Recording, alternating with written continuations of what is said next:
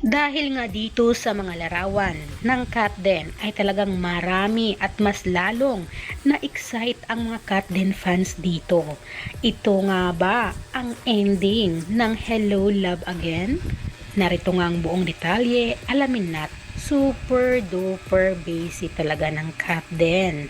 Lalong lalo na si Alden Richards. Sunod-sunod nga ang kanyang mga performance or ang kanyang mga concert kasama ang mga GME or mga kapuso actor at actress din at pati na rin ang mga komedyante dahil nagkaroon nga sila ng performance dyan sa iba't ibang lugar kagaya na lamang nito nakaraan ay sa USA at sunod na nga ay sa Canada. O diba? Super busy talaga ni Alden. Nag-shooting pa ng Hello Love Again at may mga extra pa na concert or mga ganap dyan. Kaya naman super duper busy talaga at bukod nga dyan ay talaga nga marami naman ang nagpa-picture sa kanila kapag nakita nga si Alden.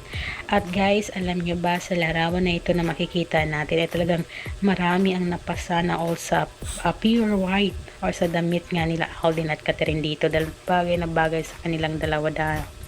At syempre ayan naman si Kat ay super busy din sa shooting ng Hello Love Again. At pati na rin si Kuya Jobert, ayan, nagbigay rin ng short clip na talagang sa movie nga na ito na Hello Love Again ay talagang madugo daw. Talagang super ginalingan ng bonggang-bongga ng mga Hello Love Again cast. At guys, sa mga larawan din na ito na makikita natin na may kargang baby ang Katden or silang dalawa nga ni Alden Richards at Catherine Bernardo. Talagang marami at mas lalong excited na mapanood na ang Hello Love Again dahil ayon nga sa haka-haka ng mga netizens or ng mga fans ay ito ang ending, may baby ang Katden. Sabi nila para daw totoong story ito ng OFW na nagpunta sa Canada at merong baby ang asawa ang alaga. Sabi pa nga dito, parang nakikita ko ng story ng Hello Love Again na si Joy ang mag-work habang si Ethan ang mag-alaga ng mga anak nila.